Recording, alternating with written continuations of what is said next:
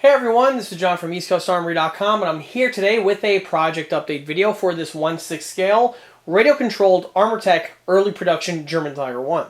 Since the last video update, more progress has been made to the model, and the model in this video is really at 98 to 99% completed. We're almost at the end of the road here, and so we're going to be going over all of these additions that brought the tank up to these specs in this video, so definitely stay tuned. Picking up where we left off from the last video, in the last video I went ahead and applied the model's base coat, and I also added the vehicle's markings. Since then, the vehicle has got its coat of weathering, and the model is now fully weathered at the point that you see it here. The weathering is my usual format, and it's the same type of weathering that has been seen on many of my other builds that have been showcased on the ECA channel in the past, both in large and small scale. In addition to the main weathering, I also went ahead and added the exhaust weathering that you can see here on the heat shields, as well as on the manifolds themselves. Now, just like I said before, during the painting procedure, these were thoroughly masked up, as these were pre-weathered just at the point of installation, and then to protect them from getting hit with any sort of overcoat, they were thoroughly masked. Now that the masks are removed, you can see how I went ahead and matched the remainder, or the exterior of the weathering, to the ones found on the inner portions. Once it's all done, it has a nice seamless appearance from the exhaust manifold. Now it brings us to the weathering that was added to the rear deck. And this brings us to the fuel filler spout. You can see that I added the fuel staining, which would be found in this location here, and this location here, specifically if the vehicle was an active vehicle and was frequently used. Now, just like I mentioned in many of these Tiger 1 videos, not just 1/6 scale exclusive, but on the Tiger 1, the fuels is refilled on either of these two stations. And the fuel cells are located in these two sections on either side, and of course I go over that more in depth in earlier videos because this model does have the interior detailing in those locations. Now, just like I also state, the filler cap that are found on these two sections over here are only for the radiator fluid, as the filler spout is directly below this section over here. So when it comes time for weathering, if you're doing this in context, you don't want to have the same type of sooty spill type weathering found on these two locations, as it would be a mistake and something that would stick out. So when you're weathering these vehicles, you want to have the fuel staining only on the main grills. Now currently the FIFO tubes are still going through their final weathering procedure, and they will be mounted soon enough. From there you can see the S-mines. Now the S-mines still need their firing cable detailing fitted, but you can see the weathering that has been added to them at this point, which there is some powder fouling found on the edge, as keep in mind there would be a canister found in these locations here, and this would detonate when triggered. Same type of detailing, or I should say weathering, was also done to the smoke grenade launchers found on the top of the turret. From the smoke grenades takes us to the coax machine gun. You can see a little bit of powder fouling found in this location over here, for obvious reason, as this is where the gun muzzle would emerge, and fouling would be found in that location, specifically after you fire a few bursts. And also, fouling was added to the main muzzle brake. Now again, this is again another bit of reference that I always point out, in that several modelers out there like to over-weather this component over here, where they add too much fouling, where I've seen the entire muzzle either painted black and even the fouling go up 3/4 of the way up the barrel. That's just not the case on how these things would weather out. Whenever the unit would fire, all of the expelling gases would be propelled in these two locations over here, and the fouling would be contained mainly in this type of a section. As for the fouling itself, again, just added with an airbrush to the locations that I just mentioned. Moving on down, takes us to the spare track rack. The weathering has been completed. What will be added shortly after the filming of this video will be a set of spare tracks, which will be mounted in this section over here, thus completing the look. But here we have the back detailing in case the individual would like to have his model without the spare tracks present. There is no blind spot behind this section here. From there brings us to the tin work. Of course, the weathering has been added to both top and inside portions as well, and this is seen on all of the fender flap work that's found on this model. From there brings us to the track removal cable mounts. Again, the weathering has now been completed, and this set here is ready for the cable to be fitted in place. More information on that is, of course, to follow. And moving down now brings us to the suspension. All of these Zerk fittings have been painted in red, and in addition to those, you also see the inside portion of the fasteners painted in red as well. Now again, this is another feature that I add on these builds, and is one lifted directly from the Bovington Tiger. On the Bovington Tiger, the center of the road wheels do have this Allen grub screw type appearance to them. And on those vehicles, the inside is painted red, and then there's this brass stem that sticks out, which is the Zerk fitting. Now on the Armortek model here, the Allen is present, however it's much smaller than it is on the real vehicle, and the fastener is left exposed. However, one little feature that I like to do is by painting it red, it gives you the look and feel of the inside painted detailing found again on the real unit. And again, it's another bit of detailing that helps the model pop, as opposed to just leaving it all with the base coat added. This feature was added to all of the road wheels found on the model. And from there brings us to the vehicle's tracks. You'll notice that the tracks have been fully painted and are now affixed to the model. In the last video, I showed myself washing all the dirt and debris from the tracks, leaving for a nice clean appearance, which is perfect for adding the paint. Now, right now, the tracks are a bit anachronistic with the type of weathering found on the model. Keep in mind that this tank is radio controlled and these tracks are metal. In order for me to weather these tracks up, the only thing I have to do is literally take the tank off of the lift here and drive it around. A few turns and passes on the driveway will definitely remove the paint found in these locations here, leaving for the metal to come exposed, giving for a very realistic appearance to this model. And that is true for basically all of these Armortek builds, and is one of the fringe benefits of utilizing metal for RC tank tracks. That's also true for the inner portion of the tracks as well. After the model is driven, where the tracks make contact with all of the rubber-rimmed road wheels, they leave this little soot line found on these locations here, and it's one of those things that it's really difficult to mimic on a static model, but on a model like this, it just comes very naturally, and it again leaves for an extremely realistic appearance. Moving back to the engine deck, shortly again after the filming of this scene here, the FIFO tubes are going to be mounted, and once in place, you're not going to be able to get any access to the engine deck, of course, unless you remove them. But since they are not mounted on at this point, I might as well pop the hood just to show the inside detailing again for one last time.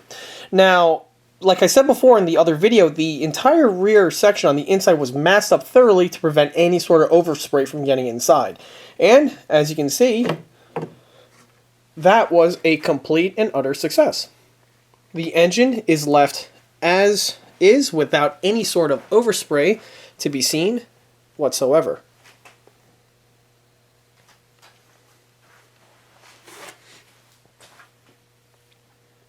From here, I could go ahead and close her up and complete the FIFO canister tubes. Same can also be said about the intake ductwork, which is located underneath the grillwork.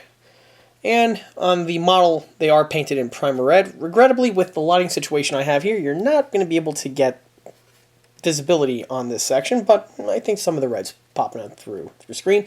Anyway, in natural lighting, you'll definitely be able to appreciate that in more depth. But on the back here, if I hinge this guy open, it's kind of hard to do while filming at the same time,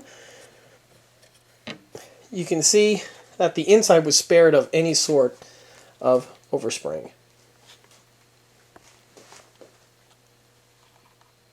Same again can also be said to the opposite side of the model.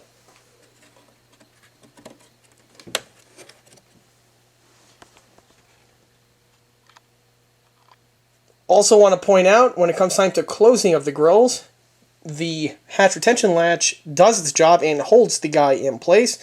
Problem being is that if you're unaware of this, you're going to try to close the hatch and you're going to come up to some resistance where you might want to go ahead and just put some force on it to pop it through. If that happens, you're just going to break the hook mechanism. So it's something you want to be very careful of and mindful of if you're handling one of these models.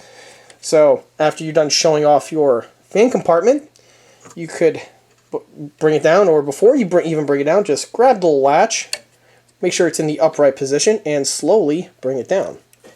Now, if you forget to do that, a sure way insurance policy that I like to do is when it comes time to closing of these pieces, I just do it in a nice slow manner.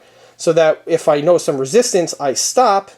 Oop, there's the latch, lift it up, and down it goes. Now again, once the 5-volt canisters are fitted, getting access to these two locations over here are definitely going to be something that's going to be rare and far and few between. But it's something to keep in mind specifically to the individual who acquires this model. You have to be aware of that type of setup. Now, of course, some of the last details that need to be added to this model in order to finally get it finished are some of the Pioneer tools. Now, the majority of the Pioneer tools that are found on the tank's top deck were already mentioned in more depth in an earlier project update video.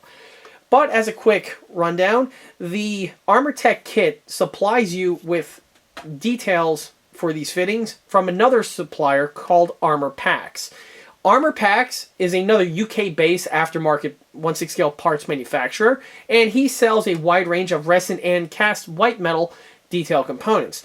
His parts are highly recommended. In fact, I've mentioned them and used them a lot in several of the other builds that have been showcased on the ECA channel in the past.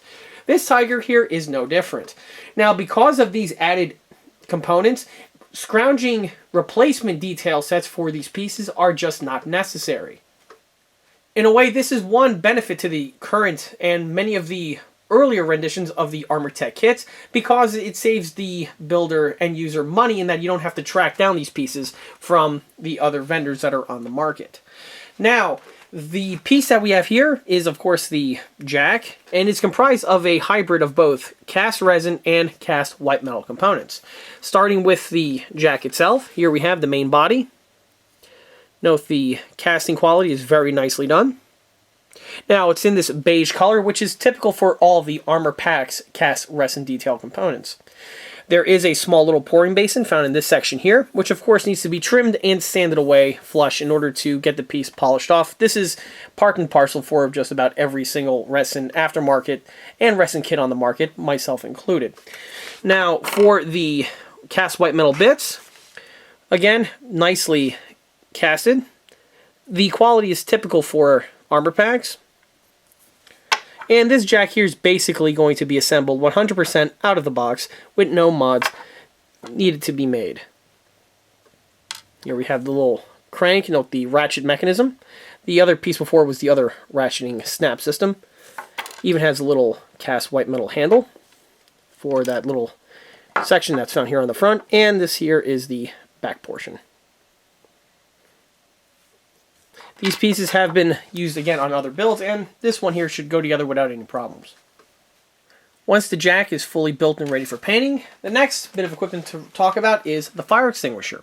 Now, the Tiger 1 is no different from the rest of the German military vehicles of the period, where they utilize the Tetra fire extinguisher for this role, which is of course different from American tanks, which have an internal system, but that's something really for another topic.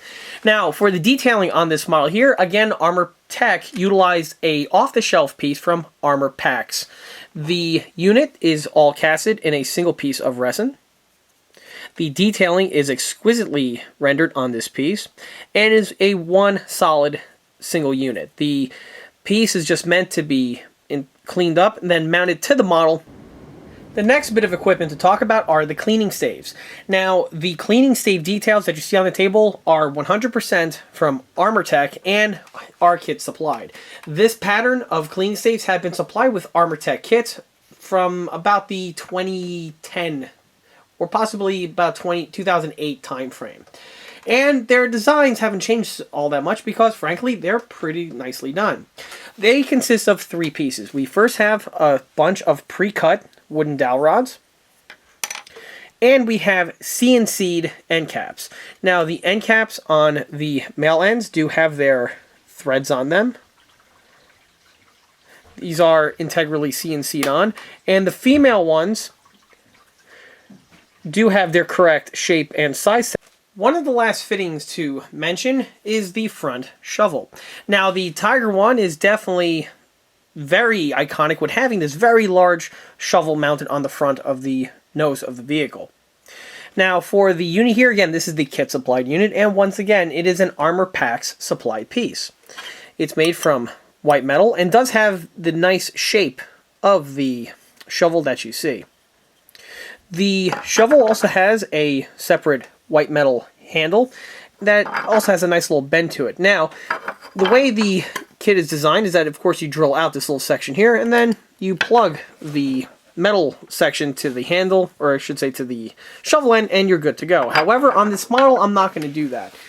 One of the traits that I like to do on my builds is I replace all of these type of metal handles with ones made from wood. It just makes the model look more realistic, and overall, it just makes it for a better quality piece, as opposed to trying to just replicate wood from painting and doing other type of techniques to the metal.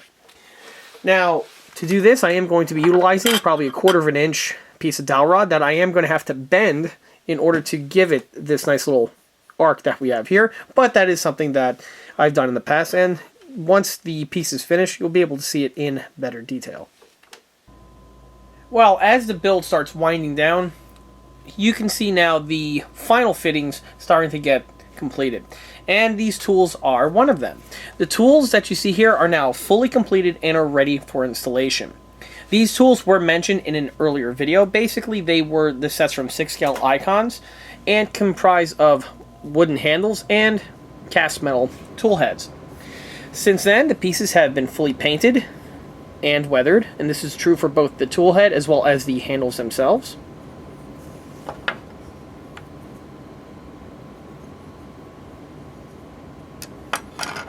And here you can see the axe. Now, there are a couple tools that are currently in their final throes of completion. This would be the large shovel in the front, like I mentioned earlier, as well as the wire snipper. And there are also a few other fittings, which of course I'll go over probably in the next video. Carrying on from the tools takes us to the cleaning staves. Now, these are the same bits and pieces that were mentioned in an earlier scene, but here you can see what they look like now, fully completed, painted, and weathered. The pieces themselves go together very, very easily. The kit is nicely engineered, where the two ends simply just slide directly over the pre-cut dowel rods. The only difference that was made was to the coloring of the two CNC'd end sections. If we recall from the earlier scene, these were made from CNC'd aluminum. Now, on the real Tiger 1, as well as on most military vehicles, the cleaning staves are generally made from a brass material, and the reason for that is because of the density of the brass compared to the steel of the barrel. You don't want any risk of these pieces making contact with the inside portion of the barrel, and that could potentially cause damage to the rifling, which is why generally on cleaning kits you'll see these pieces made from brass. Now, the pieces were both painted on either ends, and once completed really changed the overall appearance of the set and also makes them a lot more accurate. Now, one other addition that I made was to one of the pieces here. You'll see that I went ahead and added the swab detailing. Now, this piece here is not included with the kit. This is a resin casting from Armortek. The piece is a simple resin casting, and what's great is that it plugs directly into the Armortek piece with almost no mods necessary. You just paint the piece, drop it in, and now you have the bit of missing detailing, which is not present with the kit. Now, on the Armortek's piece, it's represented in having the swab with its protective canvas cover applied. Now, the piece is of course all cast resin, so with some paint work you'll be able to get everything nice and rendered out. Of course, being the cleaning staves, the wood sections themselves were also weathered as well. Keep in mind these would be going up and down a barrel, and you are going to have some powder fouling as well as also some solvents in that section there, and that can definitely stain the wooden rods. Well, enough talking about that. From here, these guys are now ready for installation. And here's the really high-tech way you go ahead and weather tracks on an Armortek tank.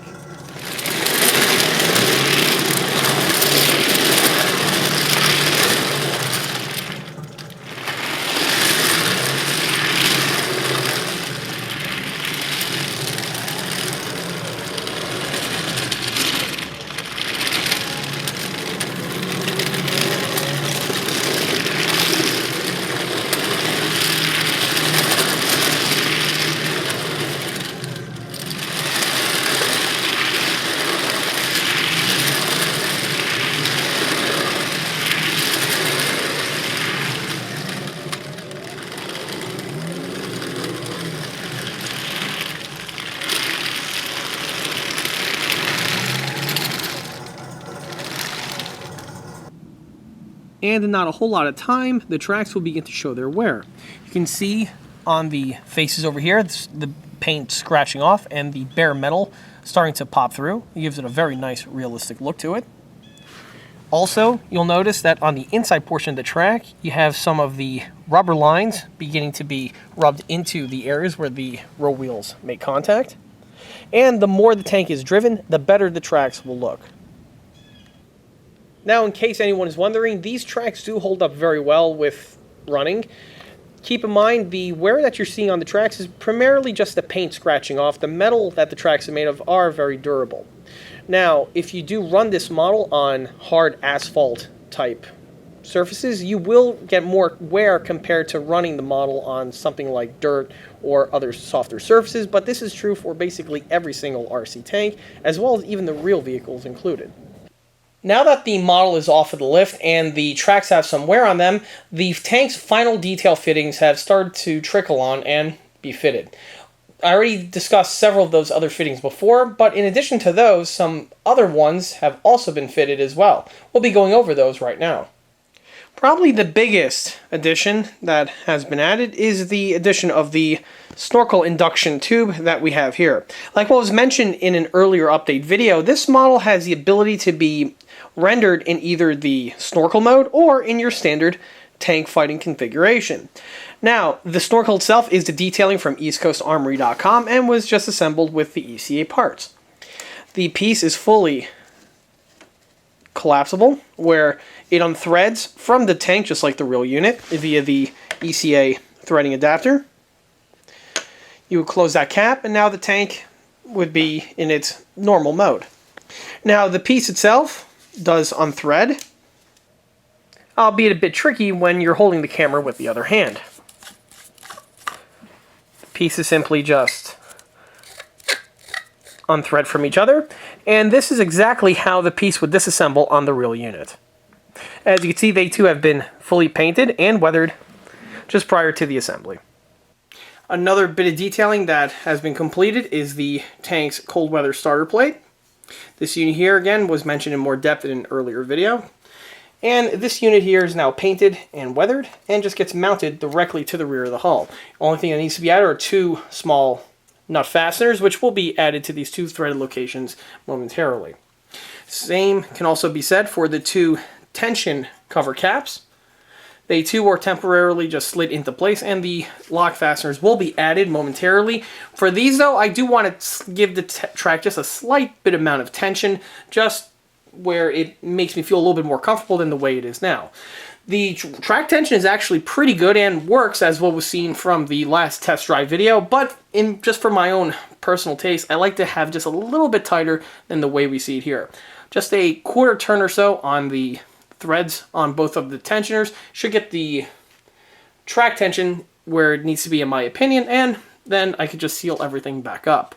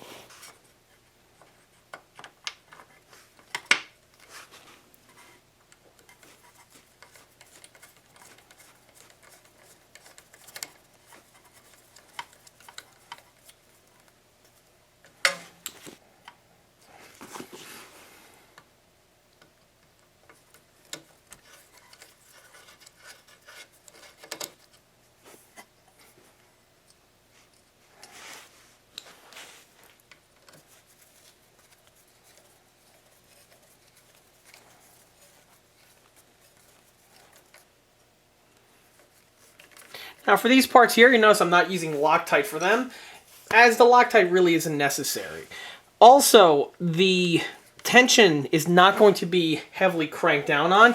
These pieces here are made from either resin or those other caps I showed before, which are metal. But again, these are the type of fasteners which are really there just to hold the thing in place, and you don't have to crank down on them compared to, say, some of the other mechanical components that I mentioned earlier in this build series. So just a couple turns is really all you need.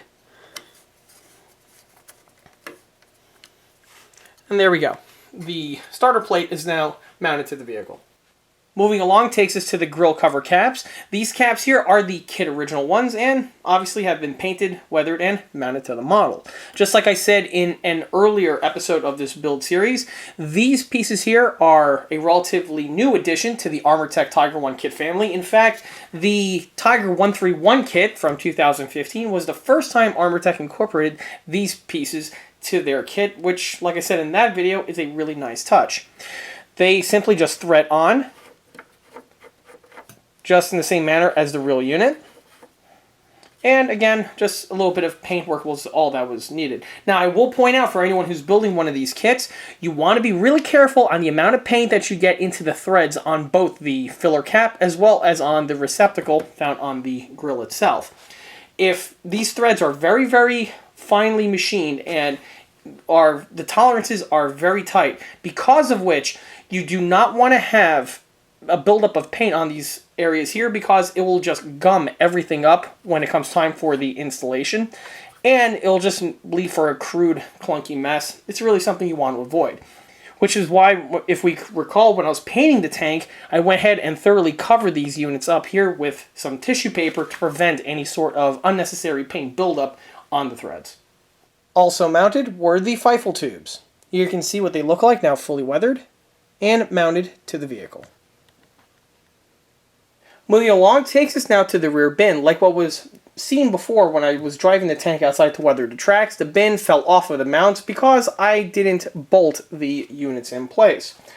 Since then, the two locking fasteners have been added, and the bin is not going to be able to go anywhere on the turret. Keep in mind, this bin is a removable item, and if any work needs to be made to the hull where you need to remove the turret, the bin needs to come off in order for the person to get access to the rear lifting lug in the back, which will make lifting of the turret off the hull a much simpler affair.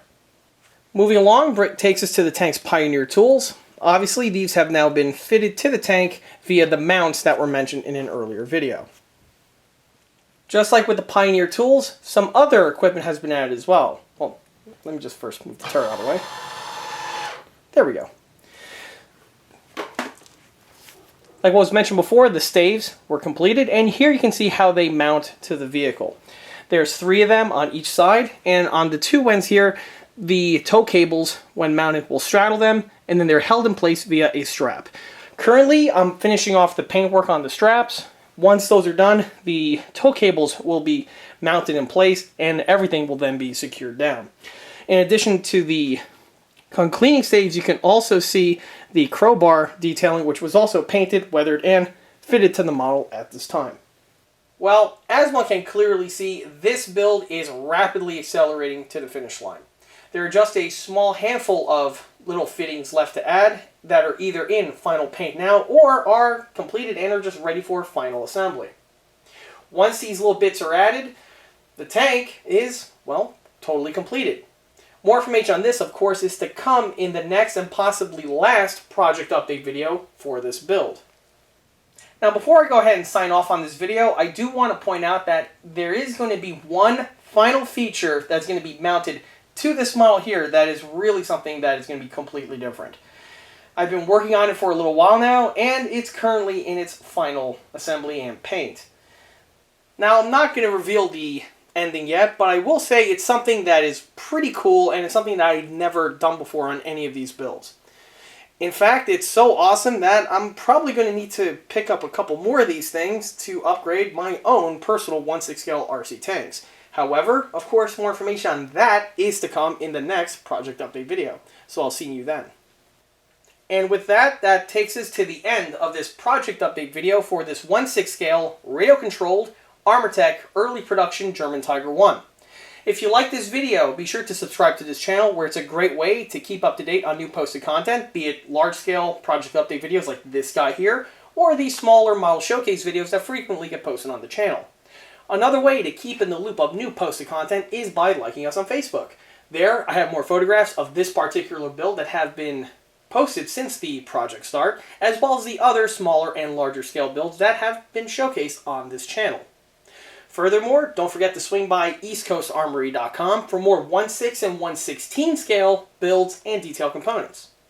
Thanks for watching.